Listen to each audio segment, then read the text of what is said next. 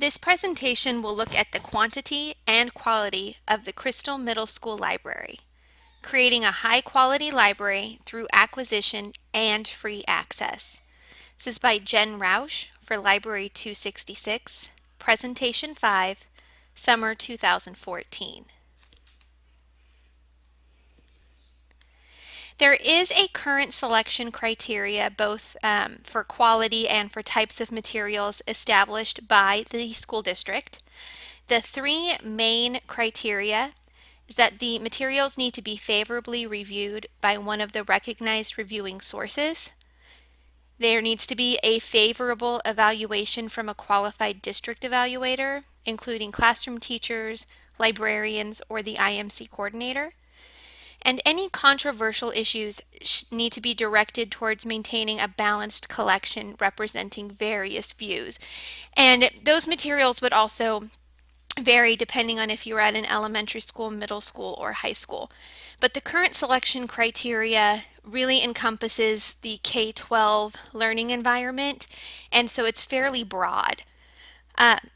There is no mention about free access to materials in our current selection criteria, and there are no free materials currently in the online catalog. This is a major issue in the current selection criteria. There is a current process in place for selecting materials. The current system that I have in place at Crystal Middle School Library is that 3 titles are sent monthly from Junior Library Guild. I do not choose these titles. They are sent from different categories to the school each month. 90% of the materials that we choose are through the Tidal Wave company online. And the criteria for that and the process is that they need to have at least 2 positive reviews from a reputable source. I also take specific requests from teachers or students. If it's a student, I of course go through and evaluate the book as well to make sure it's appropriate. And then we try to order and select all of the current award winners that would be appropriate for middle school audience. And then there is sometimes there's funds that can be used as needed to purchase from other sources, but the general process for selecting materials are either from Junior Library Guild or through Tidal Wave. We do need to see some changes, and what we would like to see in a future process for selecting materials is I'd like to meet the targets for the collection map through online access and through materials purchased, or perhaps through databases purchased specifically. I would also like to see more online student and teacher requests, perhaps in a Google Doc or a Google form. Right now, students will just come up to me and request a book, and then I keep track of it on my own. And finally, I would like to have some databases or free online access that is searchable in the catalog. Currently, there are different websites or free databases that students can see on the library website, but they are not searchable in the Destiny system. There are current processes in place for both purchasing new materials and then processing those materials once they're purchased. The purchasing process is very involved. There are at least 8 steps if everything goes according to plan. And the first step is to create the order online. That's something I do myself. Second, I submit the order to a site secretary. Third, the order is sent from the site secretary to the district office to be approved by the IMC. Fourth, the IMC will actually submit the order once it's been approved. Step 5, the order is then shipped to our district office. Step 6, the order is sent from the district office to the school site. Step 7, paperwork is signed by me that all items have been received and sent back to the district office. And then step 8, the district office can then pay the bill to whichever company we ordered from. Essentially what this means is that an item purchased in October or early November will not be on shelves available and ready for students until at least January.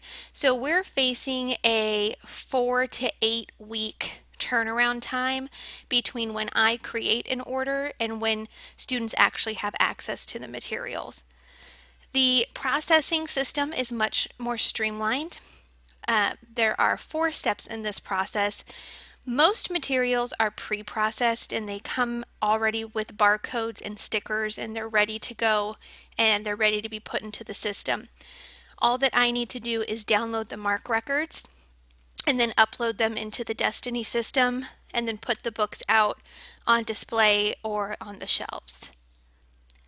I am at 3 different library sites and I don't always have a library tech available to help me, so it's worth it to me to spend a little bit more money on pre-processing so that books are being given to students as quickly as possible rather than the 2 days a week that I have available to actually go through and process them all myself. A big issue I discovered when looking at the acquisition system for Crystal Middle School Library is, what about these free resources? So what I would really like to see in the new selection criteria is a specific area that addresses how we can get access to free materials, what the process is for approving them, and how to get them into the online library system for students to search. I would love for this selection criteria to reflect the students that we currently have and the standards for the Common Core that we're trying to meet. We definitely have currently an outdated system that needs to be updated. And that brings me to reflecting on this acquisition system as a whole and what we can really do to improve this system. I have 3 main goals or targets for improving the acquisition system at Crystal Middle School and at my district as a whole. The first one is to, of course, increase access to those free materials, whether it be through LibGuides, as long as it is searchable online, and as long as there's a process in place to make sure that these free materials are appropriate for each grade level, that needs to happen. The second plan is to increase collection map target areas. For my Crystal Middle School collection map, the target areas were to increase the biography section with up-to-date books, to increase ebooks in general, specifically in the biography section, and also to increase both online databases that we are purchasing or that we might find that have free access to them. The third major plan for change in the acquisition system is to rewrite the collection policy.